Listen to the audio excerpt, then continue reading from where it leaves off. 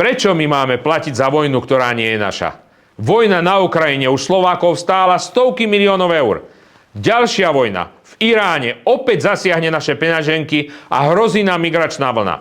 Európska únia má stáť na strane členských štátov a nedokáže poslať USA aj s celou tou vojnou do čerta. Za každú cenu sme sa museli odstrihnúť od energií z Ruska a spoľahnúť sa na Spojené štáty.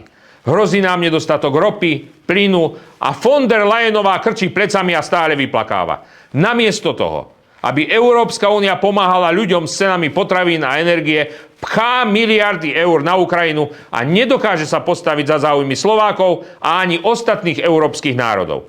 A nakoniec to všetko musia zaplatiť aj tak len my, obyčajní ľudia.